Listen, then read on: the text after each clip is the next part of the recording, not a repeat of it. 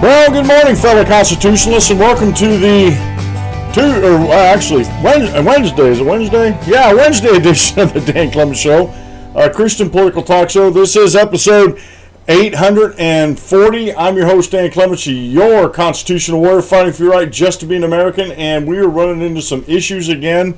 I forgot to check to make sure my wife wasn't watching TV downstairs because that does take up a lot, some of the network that I do need, and so I've been losing my connection, and I've been pretty good about telling them not to watch TV because we're on we use Skype and a couple other things, and so my video, I'm probably going to end up having to replace my video when this is all over because it just keeps going off and on, so I might not be able to do a live show video today, which kind of makes me mad because everything was working good.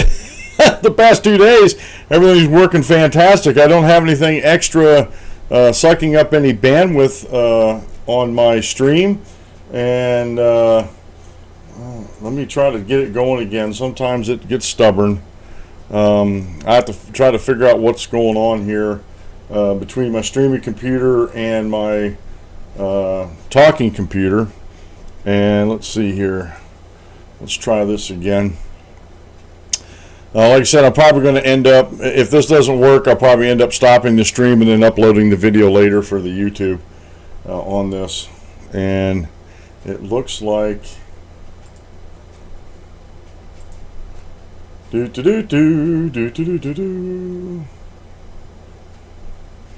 if we can get it going over there. All right, it's going now, folks. I'm going to have to go on YouTube and edit this a little bit. I got most of the beginning on the show here. I'm going to keep it, and there when it got congested again, and I'm not sure why it's doing that. So I do have to, folks, I'm going to have to stop the live streaming because it's not going to do it, and we'll have to upload it later after the show. So it's only going to be on. Let me type this in here for show is only on Blog Talk Radio today. I did buy new Cat 5e cables, and I'm going to go through and replace all those because I'm using some older ones that have been around my desk for a while, and they might have kinks and stuff like that in it. So I wasn't planning on doing it right away, but I guess I'm going to do that today. I do apologize for the YouTube stream not actually going through. The chat room is still up, though. If you're over on YouTube and you're using the chat room, by all means, please continue to do so on that.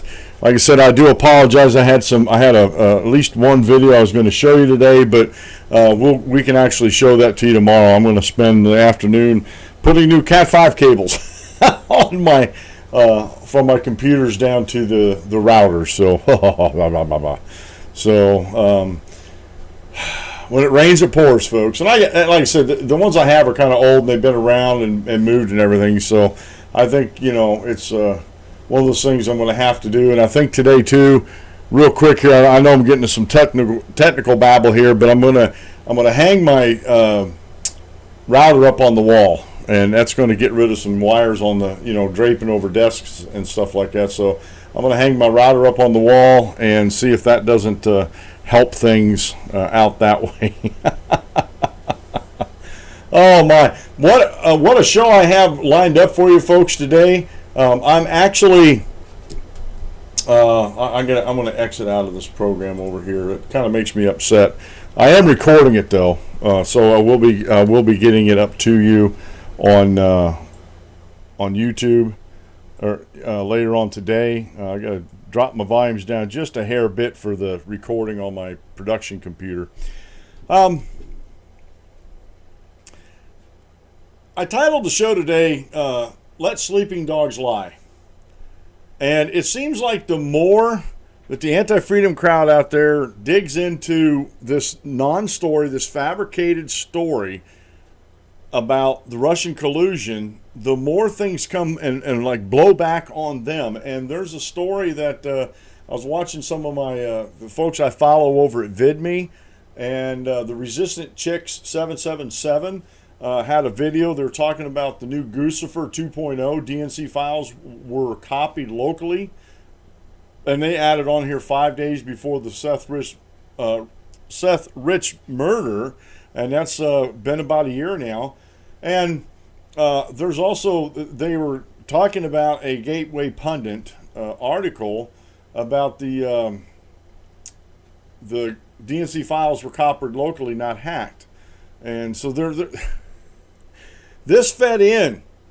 This whole narrative about Russian collusion and Russian hacking and election stuff was part of the narrative for the anti-freedom crowds out there, especially over the DNC.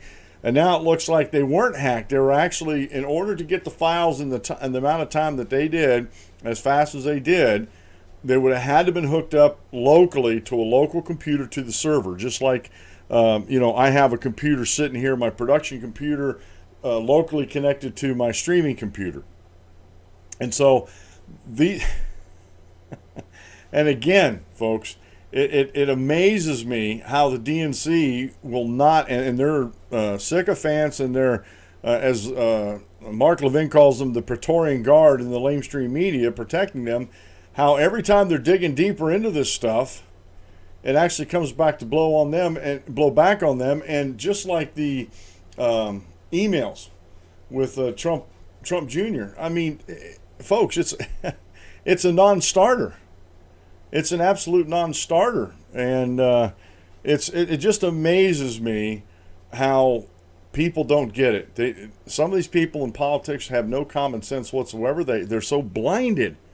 They're so blinded by their ideology that they can't see things. They have no peripheral vision, and they can't look behind them. It's only forward that they can look. So we're going to talk about that a little bit today. The official drink of the Dan Clements Show is Rocky Mountain High Brands. They're not a advertiser on the show. I made them my official drink. That's what I'm drinking now in my straw cup over here. There's a little bit of ice on it. I'm drinking the lemonade. It reminds me of Fresca. Very low in sugar, high in hemp oil. It's got 100 milligrams of hemp oil, and that actually truly seems to help me with my pain. They have also energy drinks, energy shots. They have Eagle Spirit Water. They have these protein bars that are infused with hemp. They have a whole line going. And just as full disclosure, I am an investor in Rocky Mountain High Brands, and they're part of my retirement portfolio, and hopefully they'll take off and do good sometime in the near future here. Today's daily Bible reading comes from the book of Hebrews chapter 4, verse 12 through 13. The word of the Lord is living and powerful and sharper than any two-edged sword, piercing even to the division of soul and spirit, of joints and marrow, and is a discerner of the thoughts and intents of the heart. And there is no creature hidden from his sight, but all things are naked and open to the eyes of him whom we must give an account. And now here's a perfect example in Scripture, folks, where there's a body of thought out there that everything in the Bible needs to be taken literally, and if it's taken literally, then it can't be believed, because passages like Hebrews, especially in chapter 12, that the Word of God is living and powerful and sharper than any two-edged sword. Now, I have many Bibles around the house. I have a reading Bible that I use downstairs, and then I have study Bibles over here behind me, and none of them are a sword. But this is sort of like a hyperbole. It's painting a word picture here of how the God's Word actually operates, but it doesn't physically do these things. It doesn't physically divide soul and spirit and joints and marrow. The Hebrew writer actually explains it in here, and is a discerner of the thoughts and intents of the heart. If we're following the Bible, it's going to divide the soul and the spirit. It's going to divide our very being, from the worldly, fleshly side of us to the spiritual side of us. And that's very, very important to understand when you're dealing with the Bible. Here's quote meal. To the rich man, Lazarus was part of the landscape. Even if he did notice him, it never struck him that Lazarus had anything to do with him. He was simply unaware of his presence, or if he was aware of it, he had no sense of responsibility for it. A man may well be condemned not for doing something, but for doing nothing. And this is by William Barclay. And I don't pick these up. They're randomly coming to my email, and some of the quotes don't really make any sense as far as a Christian sense to me, so I don't share them with you. But the ones that do, like this one here, and I'm glad they put this up, because there's a mindset that we've gotten away from, and it's a Christian mindset that we've gotten away from in America, where if we see someone in need or hurting or something like that, we're supposed to try to help them. Okay, but there's, and it's even creeped into the church. I've heard brethren in benevolence committees, not only here but elsewhere, talk about, well, we pay our taxes and we have these programs out here we can help people get into. I have yet to read anywhere in the scriptures where we're to refer people in need to government programs. Now, we can help them get on them, possibly. I mean, and what I'm saying here is, I'm not saying that the safety net isn't there, that we can't guide people to use them, but to have that mindset, that's where we're automatically going to go to begin with, and that's what I got from it. Maybe I misinterpreted, but maybe that's what I got from it. And this is a mindset that's a cultural mindset now in America, that have the social, we have welfare, we have the social safety net. Why not let those people do it? Then I don't have to give. I'm already paying my taxes. That's my charity. And that's not what they're saying here, and that's not what we're supposed to be about. We didn't used to be that way as a nation at all. I have friends that are talking about elderly parents on Facebook, and I don't know what they're doing with them. I don't know what the situation is, if they have siblings that are with their older parents or whatever. I know that the two I'm talking about are in different states, and they're talking about they don't have the money for long term. And as far as I could find out, they didn't buy any insurance policies to take care of them for long-term nursing or nursing home care, things like that. And to me, that's part of, or that should be part of your retirement package, is taking care of things so you're not a burden on your family. But let me say this here: families didn't used to be burdens on families. They really didn't. And it used to be a day and a time and an age, and it's long gone. I go back to the Waltons. They had 3 generations living underneath that one roof, and eventually I think they had 4 generations living under that one roof. And the younger took care of the older, and the olders took care of the real young ones. And everybody helped out. Everybody pitched in. And we don't have that anymore. There's And there's a million reasons why we don't, but I think we need to look into our hearts and try to figure out why we don't do that for our families. And I, I'm just as guilty as anybody else.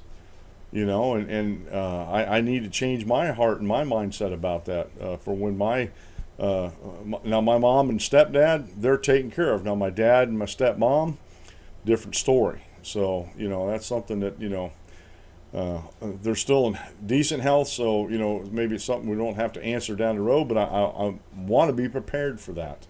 Today's short Bible lesson is the real meaning of Matthew 18:20, and basically Matthew 18:20, and let me get over to it so I don't misquote this.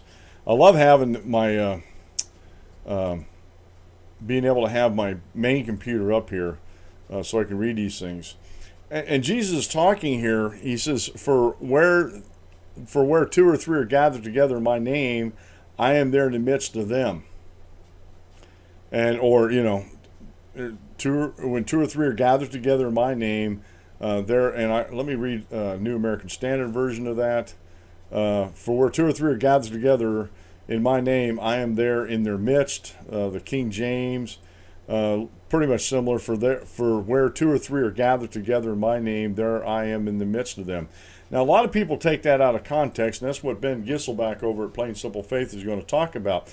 Because if you just take that verse and make it stand alone, you can make it mean all sorts of things, but you got to take it in context. Jesus is talking about if your brother sins against you, and talking about church discipline here.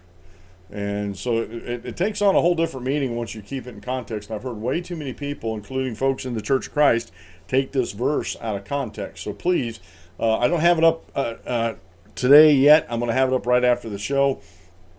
But it'll be on the show notes page over at the danclementshow.com. You can click on the link from there and follow that there. Okay. I feel exhausted already. I really, really do. Let's see where we want to go to. I guess I really want to deal with this Guccifer, because they've been talking about Donald Trump for the past couple days, and I actually have, and the links will be up the show notes page at the danclementshow.com. I got a PDF. I got a foxnews.com article from Cody Derespina. Donald Trump Jr. releases entire email chain regarding Russian meeting. I was watching the news last night and some other videos on this. Stephen Malino was talking about this, how he was supposed to release them to the New York Times and said that he was going to wait a couple days, and then he decided, evidently someone got a hold of him and said, look, you just need to release them.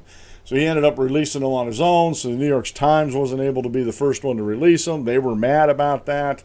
So the whole thing to me is kind of funny. But anyway, he released them, and I do have the full PDF. So let's talk about that, and then we'll get into the Guccifer. Let me flip flop things around here just a little bit. There's a story now in these emails, and let me bring the PDF up here. That I got. Like I said, the link's going to be in there in a PDF. This is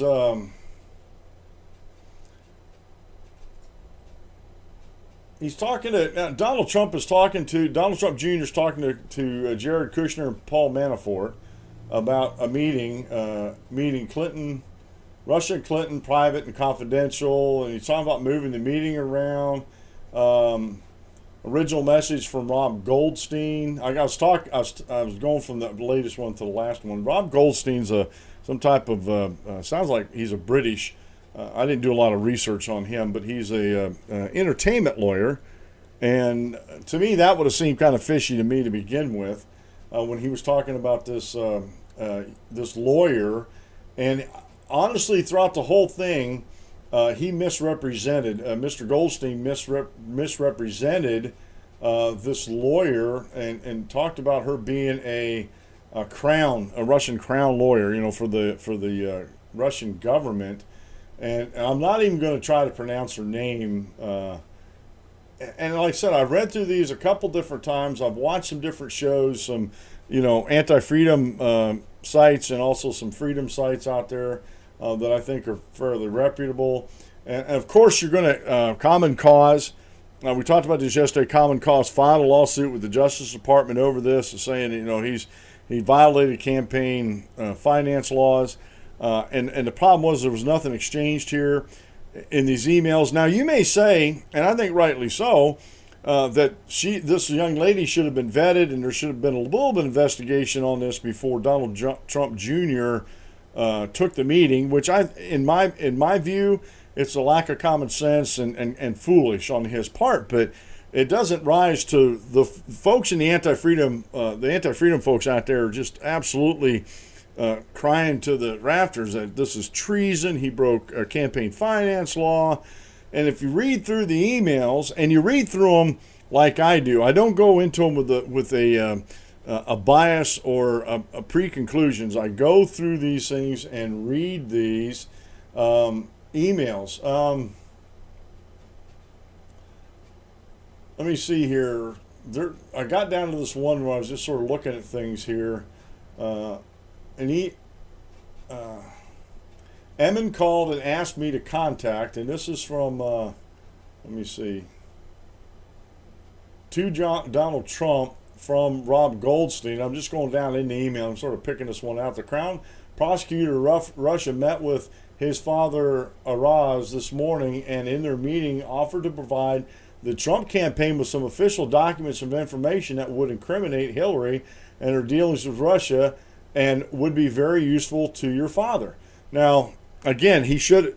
I don't think there's any crime that's been committed here, and I've listened to a lot of lawyers on this on YouTube and went to some sites, and the folks in the anti-freedom folks out there really stretching some of these laws beyond comprehension, and so they're trying to make a mountain out of a molehill with this. And so I'm glad that he released them. I'm glad Donald Trump Jr. Did the right thing. Oh, excuse me, folks. That one just sort of snuck out of there. I had a good night's sleep last night. Matter of fact, I slept so good I could have slept more. I do apologize for that. Let me see here. Let me get over to the Fox News article here real quick. Like I said, this is by Cody Daraspina posted yesterday over Fox News. Donald Trump Jr. on Tuesday released what he said was the entire email chain of his conversations setting up a disputed meeting with a Russian attorney, showing what happened to be an offer to provide information that would incriminate Democratic presidential candidate Hillary Clinton as part of Russia and its government support for Mr. Trump. The president's eldest son, seemed to readily accept the offer, according to the messages. My son is a high quality person, and I applaud his transparency, President Trump said in a statement issued later on Tuesday. The email chain purported to be between Trump Jr. and publicist Robert Goldstone occurred in June. Now, this goes back June last year, a year, folks, over a year now, okay? Goldstein went on to set up the controversial June 9th meeting with Russian lawyer Natalia, and I'm not even going to pronounce the name, but her first name's Natalia. I can pronounce that one. Whom he identified in the emails as at one point as the Russian government attorney who was flying over from Moscow. Now, she wasn't, and at this time in her capacity, she had nothing to do with the Russian government. Like I said, Rod Goldstein was misrepresenting her. Natalia was misrepresenting herself. And but again, it doesn't excuse the lapse in judgment for Donald Trump Jr. Like I said, to me, it doesn't rise to a level of criminality. He didn't break any laws. Common Cause is out there trying to cause trouble, trying to keep this whole thing stirred up. And I was thinking about this last night, and with everything that's going on, a little side note here. Where is the Democrat agenda anyway? I know the House is controlled by the Republicans, and so is the Senate. But where are the Democrat bills that they're trying to push? Why wouldn't you think they would be out there pushing their legislation, trying to get the American people behind the bills they want to get passed through? You haven't heard that. The only bill that I've seen so far, and I have it down on my laptop and I'm researching, I'm going to share with you tomorrow about a bill. Democrats want to pass a bill to curtail gerrymandering and do a couple other things like multiple representation for each district at the federal level. So that would mean, and real quick here, that would mean if your district had 3 representatives they wanted to send to Washington, Washington couldn't do anything about it. However, they got this pesky little thing called the Constitution that's in their way on this one. I mean, it is totally in their way. The states can do whatever they want with their representative in their districting for the state capital and like my county has a representative. All the counties have one representative, and then counties are grouped together. They're not gerrymandered; they're just grouped together for the senatorial candidates in Pennsylvania. And so I'm doing some research on that, and it's actually was shared with me from a progressive anti-freedom website, and it's very slanted that way. And when I got to really looking at it and doing some numbers on it, things were hokey there. But my question is, now they put a bill up for this. There's only been a couple bills and legislative actions that the Democrats have taken besides impeachment, and yet we haven't heard boo from them. At least when the Republicans were in the minority, they were trying to push through bills. They were trying to get them out of committee and try to get them on the floor, but you don't hear that from the Democrats.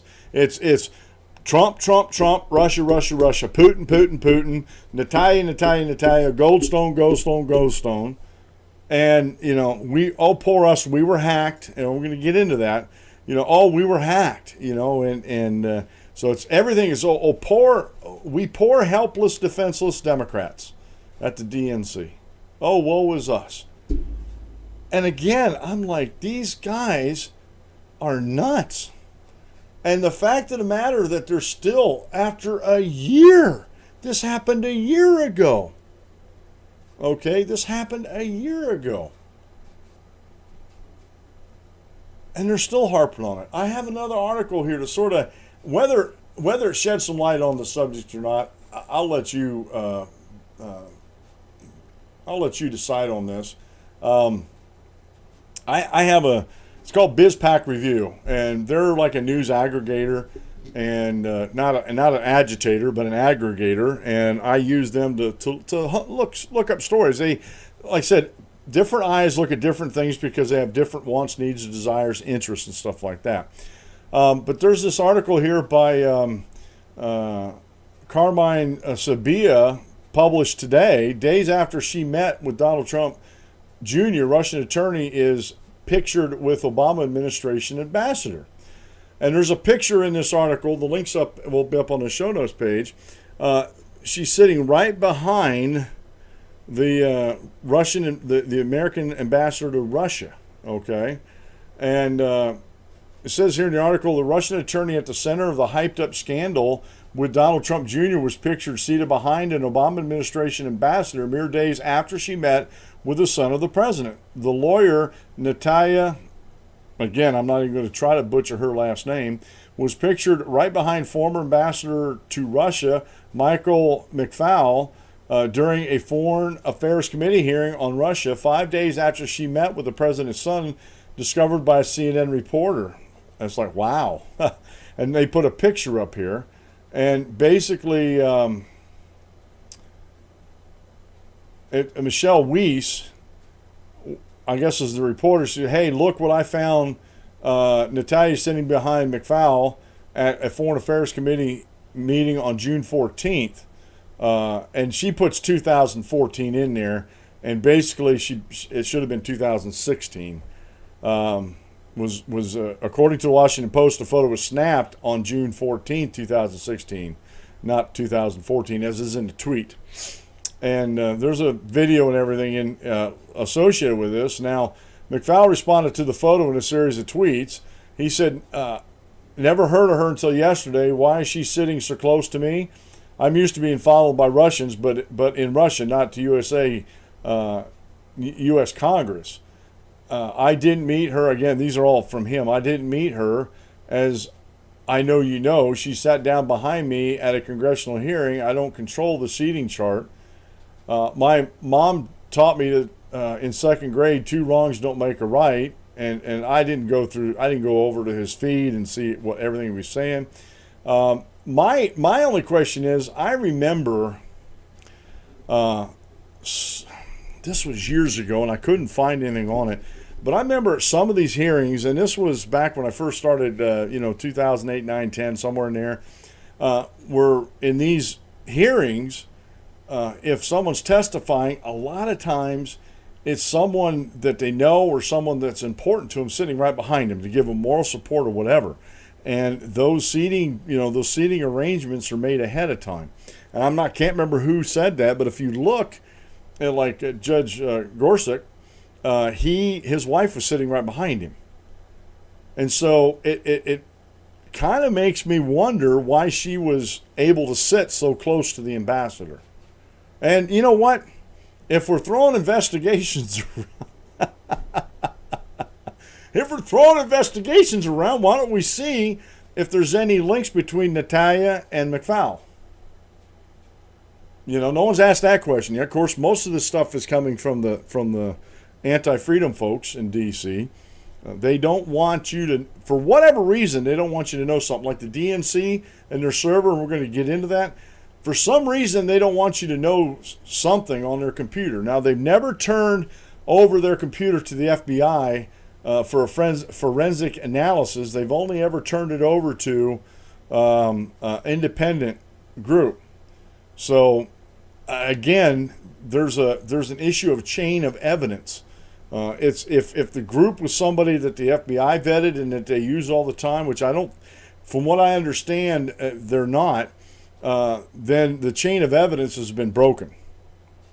It's the chain of evidence has been absolutely broken, and that's something you need to understand. That the chain of evidence is very, very important. And the DNC, as far as FBI is concerned, and I was looking that up today, haven't turned their servers over to the FBI. And now it seems to me that the transparency, and the reason why I'm saying this is the transparency seems to be on in the Trump administration, and including Donald Trump Jr. They're getting this information out. They're not trying to hide it from anybody.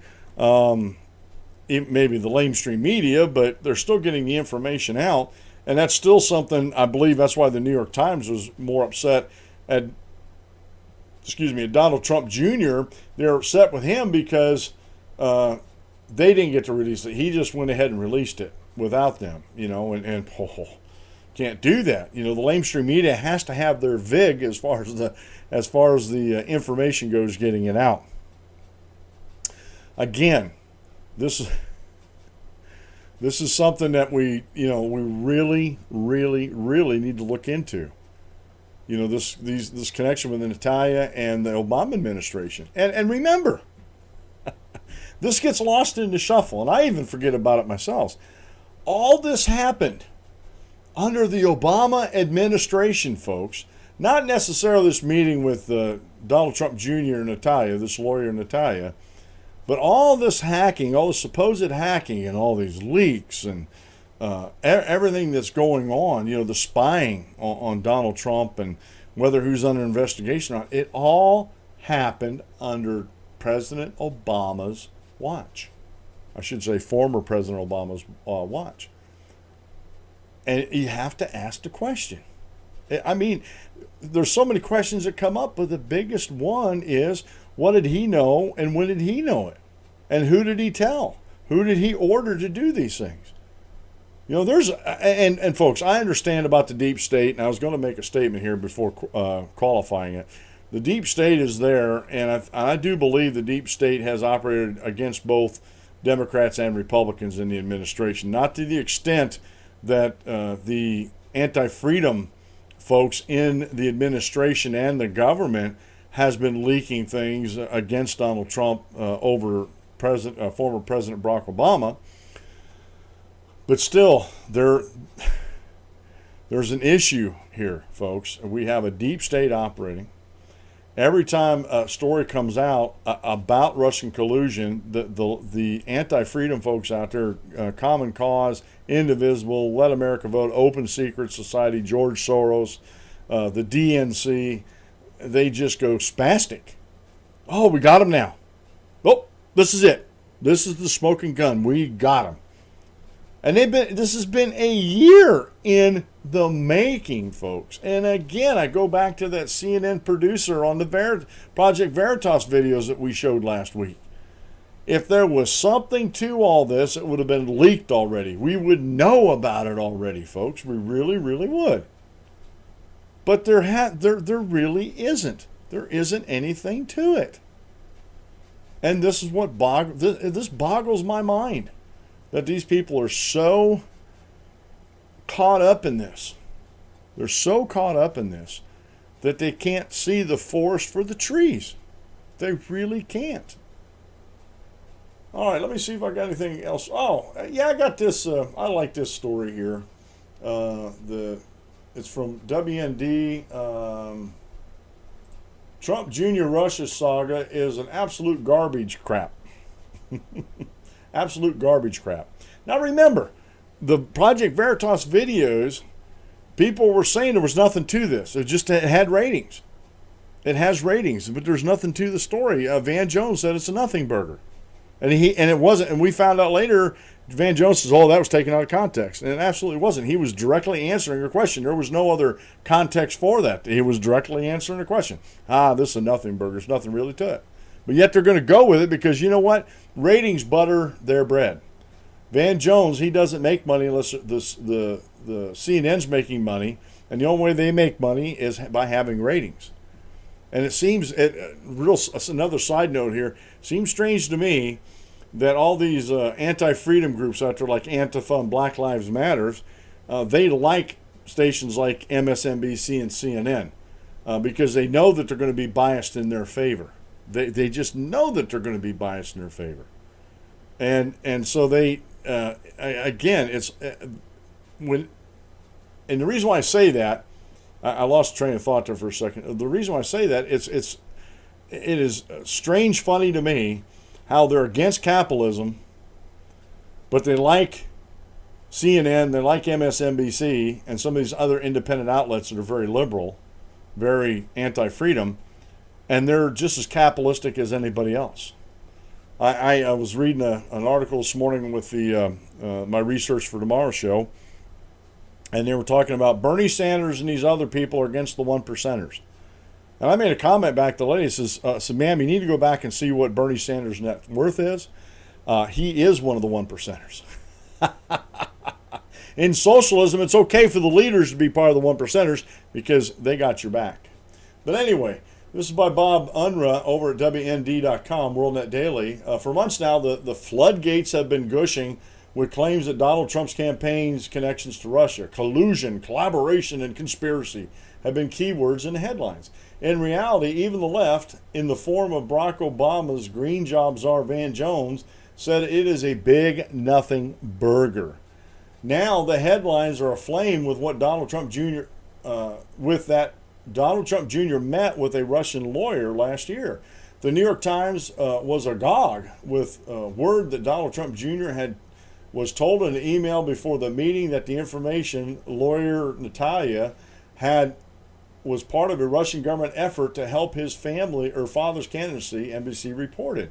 Then a bombshell, Trump Jr. released emails on Tuesday confirming the meeting. The email exchange shows an acquaintance with ties to Russia, music publicist Rob Goldstone telling the sons of then candidate Trump last year that the attorney had information that would incriminate Hillary and her dealings with Russia and would be very useful to your father, NBC reported. Now let me stop there. If we had an actual free press that was not biased and not supporting one candidate or one political group over the other, Hillary Clinton would have never been running for president last year because of all the uranium she sold to Russia. The Clinton Foundation scandals that are still being investigated would have been investigated even harder if we had some good investigative journalists like we used to have that weren't for one party over the other party and were just cared about journalistic integrity. She would have been smeared so bad by her own doings that this would have never been. Honestly, I think he would have been running against Bernie Sanders this last election, and I think he would have had a tougher time with Bernie Sanders. I don't know, and again, I'm not going back and live the past. I'm just saying it just seems to me that and it always has been, and every article you read like this proves that there's always been a double standard when it comes to lamestream media and the DNC and anti-freedom groups and folks out there. Now, Trump Jr. said he went to the meeting, listened, and nothing came of it. Obviously, I'm the first person on the campaign to ever take a meeting to hear info about an opponent when went nowhere but had to listen, he said on social media. He said, so is this nothing burger leftovers? Well, yes, says talk radio superstar Rush Limbaugh. And this is Rush talking here.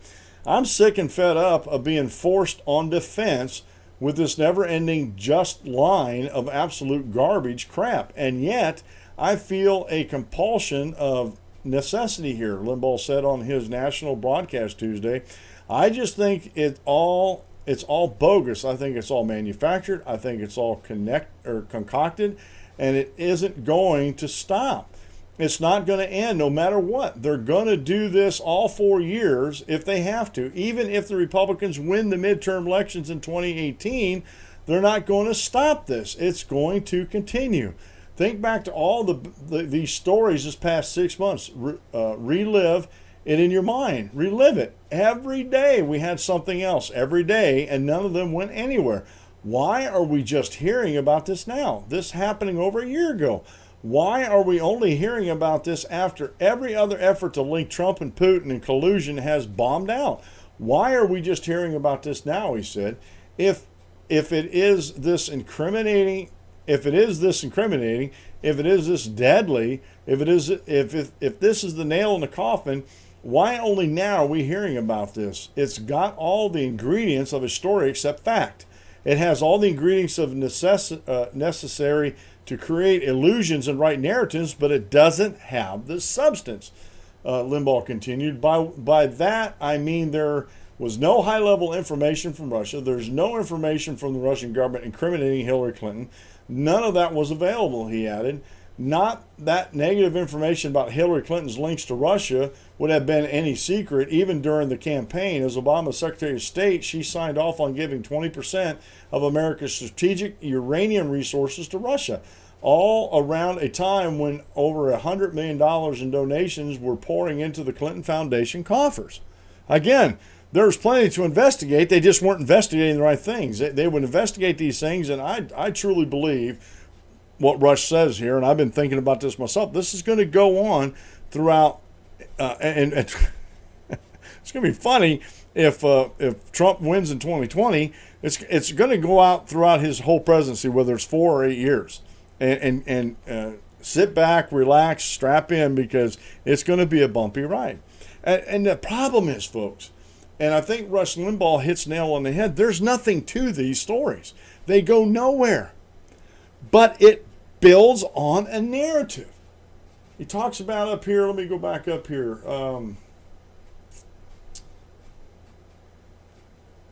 He says up in this paragraph, if it is this incriminating, if it is this deadly, if this is the nail in the coffin, why are we only hearing about this now? It's got all the ingredients of a story except fact. It has all the ingredients necessary to create illusion and write narratives, but it doesn't have any substance. And just point in fact, I don't know if you guys remember me talking about this on the show a couple months back, but New Hampshire passed a domicile law saying that, and it was more geared towards college students. If you're a college student here and you're from another state and you're not registered in this state as far as having a domicile here, as far as making New Hampshire your permanent resident, that's what domicile means, then you can't vote. And Let America Vote has been all over this again, and I think Common Cause has been doing it too, and I've been trying to fight back against them. I'm only one individual, but I've been answering things on Facebook, their website, and Twitter about how they're lying to people about this. I said, you haven't even read the legislation. And the one guy that I talked to even told me all he's read was this article that was commenting on the legislation. I asked him, did you read the legislation itself? He said, no. I said, you need to go read the legislation, because the reporter who's telling you what the legislation said is lying to you. He is not reporting it accurately. Never heard back from him. But this is the ploy of the left, that they have all the ingredients necessary to create illusion and write narratives. And it's something that needs to be fought against. And I have an article in my in the show notes page today. Let me get over here and just read the title of it. It's by Walter E. Williams. It's Let's Fight Tyranny. And folks, this is a type of tyranny. This is very tyrannical behavior, putting up these narratives and hoping that these things actually stick. Hoping that these things actually, I'm just highlighting this right now because I don't want to lose that. That these give an illusion of being the truth, but they're not. It's just an illusion. But they also, they're necessary for writing these narratives because it feeds into the narrative. Again, we have folks that don't know how to critically think about something, how to criticize something. And I'm not talking about negative criticism. I mean going in and critique it and look at it and see if the facts are there. And remember, we talked about this before, about these narratives and stuff. These folks that don't know how to think properly, how to reason things out, and apply, the who, what, when, where, why, and how of a situation. Proper, and I'm gonna use a Bible, something to use with a Bible study. Proper hermeneutics when they look at a story. The only thing they see there, it feeds into my narrative. It feeds into the illusion that's being built here to support this narrative. And if there's anything that comes along that doesn't coincide with the illusion and everything, all the ingredients that make up this narrative, then it's rejected. They don't even look at it. I have a perfect example of this, and this is supposed to be a Christian young lady that made a comment on a short video I did asking the question, because it was a rebuttal video of a very leftist, I think it was Huffington Post article claiming that Jesus Christ was the first transgender man. And my thing was, I put in a question, was Jesus the first transgender man? And went on to explain, and I even put a little explanation up in the YouTube channel. But I know this young lady didn't read that. All she saw was the title. She got triggered by the title and just started claiming she was a Christian and she believed in Jesus Christ because he was her Lord and Savior. And what a puke I was for even insinuating that.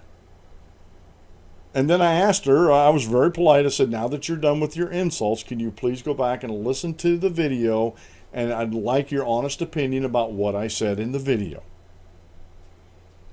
And that's all I said. And so example after example after example I can give you, and it happens every day, where if it doesn't feed into the narrative,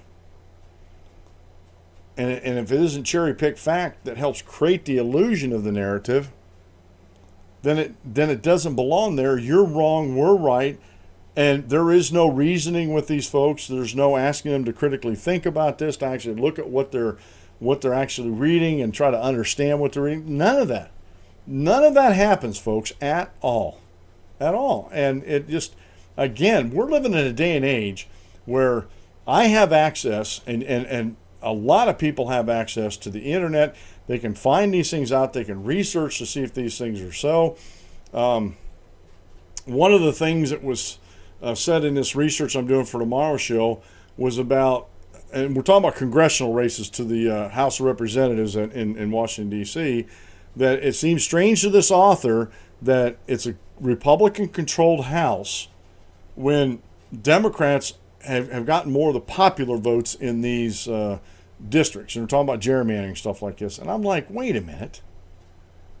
If it's a district, and yes, I do not agree with how they gerrymander these things. Like I said, Pennsylvania and a lot of other states, each county is represented by one representative. If it's a bigger county, they might split it up, but it's not along political lines. And honestly, and this is something I've said way in the past, and I want to just reiterate this.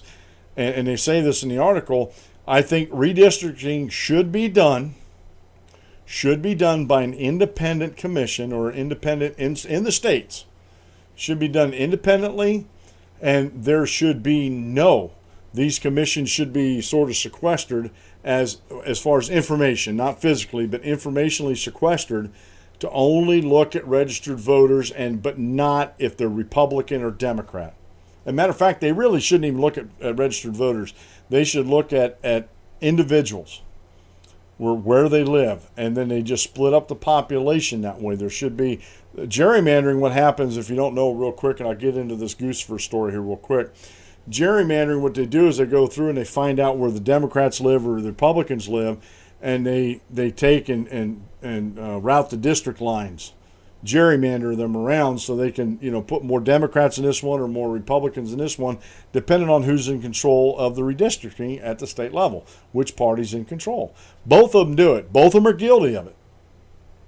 I know there's some Republicans out there that probably disagree with me on that, but both of them are guilty of it. There's enough proof out there, if you go look for it, that they're both guilty of it. And what we need is independent commissions that do not know party affiliations and only look at populations, and get back to a more accurate district, especially a representative district. And there's some funny things that they want done, which to me are totally anti-freedom, and we'll explain about that tomorrow. But these things follow a narrative. All these things, all these anti-freedom things follow a certain narrative. Just like Indivisible and Common Cause and Let America Vote, they have a narrative that they're going by, and they're not going to get bumped off of that. I talked with one Indivisible, and Indivisible, they're really big on this. When Congress comes back on their recess breaks, they got to have town meetings. I'm like, okay, I understand. Yeah, I think they should hold some town meetings and stuff like that. But I asked this one guy, I said, when are they allowed to take a vacation? And he says, they work for us. They get enough time off. They should come back and talk with us. They don't really need vacations. And I'm like, that to me, I asked him, do you take vacations? Does your boss expect you to work 52 weeks a year without taking any time off? And that's a good question. I never got an answer, but it's a good question. Now, real quick here.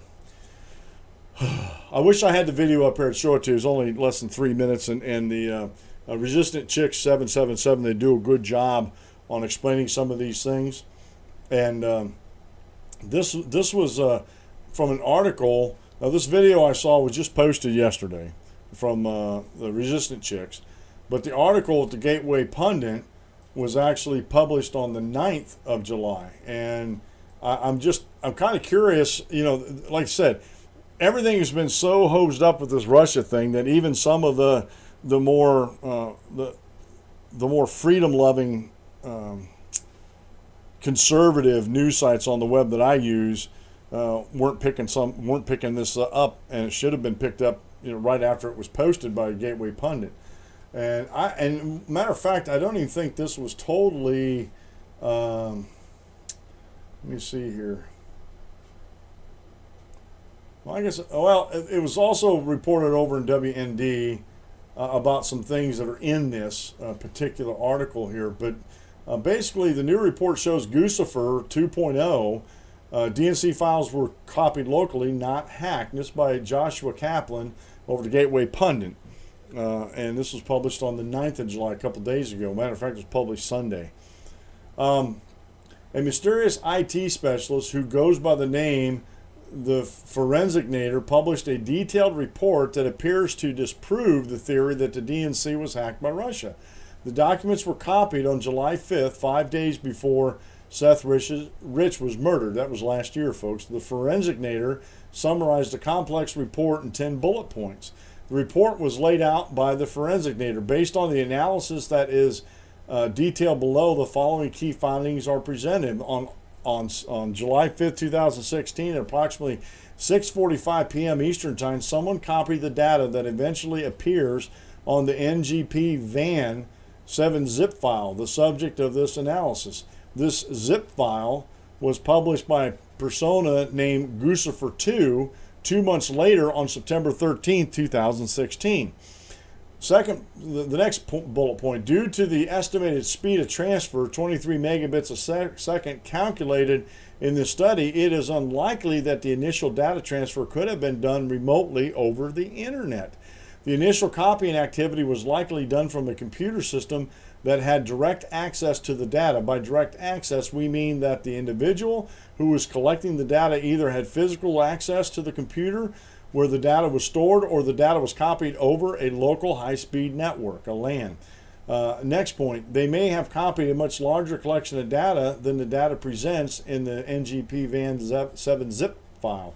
This larger collection of data may have been as large as 19 gigabytes. In that scenario, the NGP VAN 7 zip represents only 1/10 of the total amount of material taken. The next point, in the initial copying activity was done on a system where Eastern Daylight Time settings were in force. Most likely the computer used to initially copy the data was located somewhere on the East Coast. The data was likely initially copied to a computer running Linux because the file lost modified times all reflected the apparent time of the copy, and this is a characteristic of the Linux CP command using default options. The other point, a Linux operating system may have been booted from a USB flash drive, and the data may have been copied back to the same flash drive, which will likely have been formatted with the Linux extension 4 file system. On September 1st, 2016, 2 months after copying the initial large collection of alleged DNC-related content, the so-called zip file, a subset was transferred to working directories on a system running Windows. The .rar files included in the final 7 zip file were built from those working directories. The computer system where the working directories were built had Eastern Daylight Time settings in force. Most likely the system was located somewhere on the East Coast. And finally, the .rar files and plain files that eventually ended up in the NGP VAN7 zip file disclosed by Gooseford 2.0 on 9/13/2016 were likely first copied to a USB drive, which served as the source data for the final zip file. There is no information to determine when and where the final zip file was derived from or put together. The most important aspect about the report is the estimated speed of transfer, 23 megabits per second, at which the document was copied. It's inconceivable DNC documents could have been copied at such speeds from a remote location. And he goes on, talks about there's some other disobedient media is another website source. Talks about some other things. The article goes on for about 3 more pages now, but I just wanted to get that out to you, that the DNC, there's a lot of things that's been happening in the DNC, and this is going to blow back on the DNC, because if this is actually true, that these were copied locally, and from the 23 megabytes per second, they'd almost have to be physically located there. I know how Linux operating systems on a flash drive works, and they're very easy. They never go on the computer. You can open them up on the computer, work them, copy files, and close the whole thing up. And you have like an operating system in your pocket with a thumb drive. And because I have a thumb drive with the operating system on it right now, and I could do the same thing. So this is more of a bombshell. To me, this is the smoking gun that they're looking for, but this isn't the smoking gun that DNC is looking for. And some people are trying to connect this with the Seth Rich murder. I'm not willing to go that far. I don't think there's enough evidence to go that far. Although it's something to talk about. It's something that could be investigated. It could be part of the investigation into why he was murdered. Maybe he was the one that downloaded it. Who knows? And that's just it. We don't know what actually happened. So we're going to keep an eye on this story coming up here, and I have links in there to the Vidme video for the Resistant Chick 777. Go over there, and if you like what you see, give them a thumbs up, maybe follow them. Vidme is a good platform to go on, folks. It's more of a Wild West than YouTube is, but not bad. There are some community guidelines they have to follow, and if not, they're actually booted off. They're not like YouTube. So I know I'm a bad boy. Well, folks, that's the music. That's the end of the show. I'm Dan Clements, your constitutional warrior, fighting for the right just to be in America. Remember, if you aim at nothing, you hit it every time. Have a great rest of the day, and God bless, and we'll see you tomorrow at noon.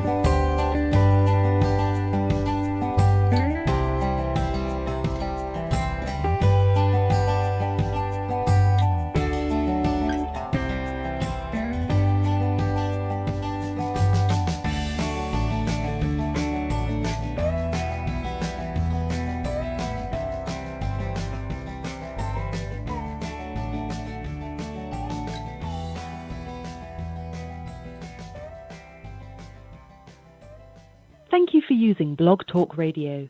Goodbye.